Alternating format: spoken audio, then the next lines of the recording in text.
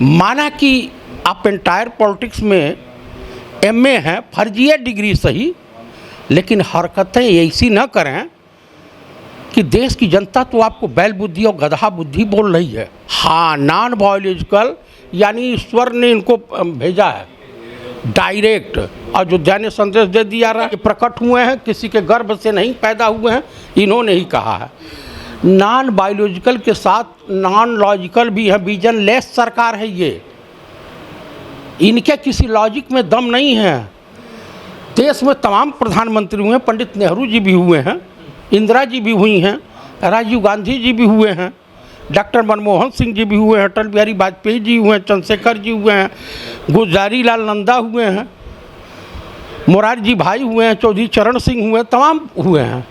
उनके ज़माने में भी नाली और नाले रहे होंगे, लेकिन उन लोगों ने देशवासियों को ऐसा ज्ञान नहीं दिया कि नाले से गैस बना करके और चाय बनाया हो, ये तो उसमें भी ज्ञान दे देते हैं। और यहाँ दिखाओगे कि भैया अब्दुल की चूड़ी टाइट कर रहे हैं, तो क्या हिंदुस्तान की जनता को आपने बकलोल समझ रखा है? लेकिन आपके 10 साल की सरकार में जितने ब्रिज, जितने नेशनल हाईवे आपने बनाया है, भर भरा करके धंस रहे हैं और फूट रहे हैं।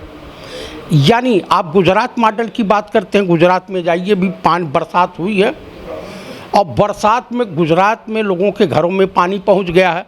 मोदी सरकार ने जो बजट पेश किया है, विश्व व्यापार को देखते हुए और हमारे वहाँ के जो गौतम अडानी हैं, मुकेश अंबानी को फ़ायदा पहुँचाने वाला ये बजट है।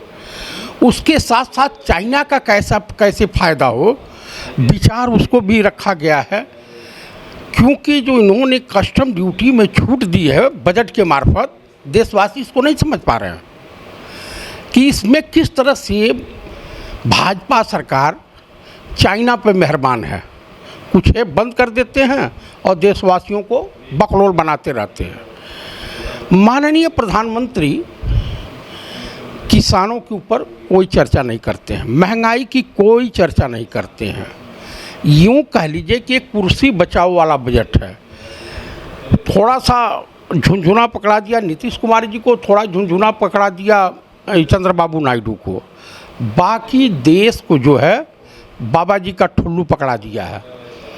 लोग कह रहे हैं कि इसमें ये है वो है ये है, कहीं कुछ नहीं।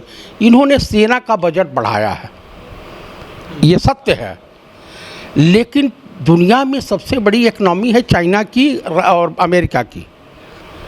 चाइना के आगे आप कहाँ टिकोगे भाई? आप अपने बजट से काफ़ी हिस्सा चाइना को तो दे रहे हो, वहाँ से माल आ रहे हैं। जब आप कस्टम ड्यूटी में छूट दिए हो तो फ़ायदा किसको दे रहे हो? चाइना का। माननीय पंडित राहुल गांधी जो एलओपी हैं, विपक्ष के नेता हैं, वो तो आपको घेर रहे हैं, अखिलेश जी कवर कर रहे हैं, लेकिन कांग्रेस के और जो नेता हैं वो कहते हैं कि भैया हमारा जो मैनिफेस्टो में था उसकी आप छाप, यानी नकल करने के लिए भी अकल की आवश्यकता होती है। मोदी जी में उसका भी अभाव है। आप 6,000 रुपया सालाना किसानों को मदद करते हैं, लेकिन अगर 6,000 में कितना 60 लीटर डीजल आएगा? इससे ज़्यादा तो आना नहीं है। आप दोनों फसल का देख लीजिए, 6,000 में क्या खेती, 1 एकड़ बुआई का भी दाम नहीं है। जुताई है, निराई है, गुड़ाई है, बुआई है, तमाम किसानों को आपने कुछ नहीं दिया। बेरोजगार नौजवानों को आपने कुछ नहीं दिया। शिक्षा का बजट आपने कम कर दिया। स्वास्थ्य के बजट पे आपने ध्यान नहीं दिया। ब्रिटानिया गवर्नमेंट के ज़माने में और या इससे पहले जो पुल पुलिया बने हैं वो टिकाऊ हैं। तो आप मुझे बता दीजिए कि देश को आप क्या देना चाहते हैं? यानी देश की जनता के बच्चों का जो है भविष्य आप अधर में लटकाना चाहते हैं, अनपढ़ बनाना चाहते हैं देश को। आप पार्लियामेंट में अभी पिछले सत्र में आपने कहा था कि बालक बुद्धि। आप ही बता दीजिए कि पंडित राहुल गांधी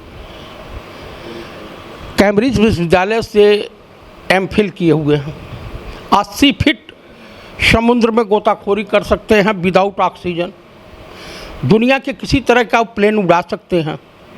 अगर ज़रूरत पड़ी तो एयरक्राफ्ट, एयरफोर्स के एयरक्राफ्ट लड़ाकू विमान को भी उड़ा सकते हैं। तो उनको तो आप बालक बुद्धि कर रहे हैं। बच्चों को हाई स्कूल और इंटर की बच्चों को परीक्षा कैसे देनी है? अपने तो खुद हाई स्कूल जो है 9th फेल हैं। तो आप बताइए इस तरह की हरकतें क्यों करते हैं? हमको लग रहा है कि माननीय प्रधानमंत्री श्रीमान नरेंद्र दामोदर दास मोदी उर्फ राजा बाबू को का जो मानसिक संतुलन खराब हो गया, इन्हें इलाज की आवश्यकता है। ये सत्ता के लिए ठीक नहीं है। देखिए, पहले तमाम तरल पदार्थ लीक होते थे, पानी लीक होता था, तेल लीकेज होता था, लेकिन आजकल पेपर भी लीक हो रहे हैं। रामलला की छत लीक हो जा रही है, रामपथ धस जा रहा है। तो इनके सरकार में कुछ भी संभव है।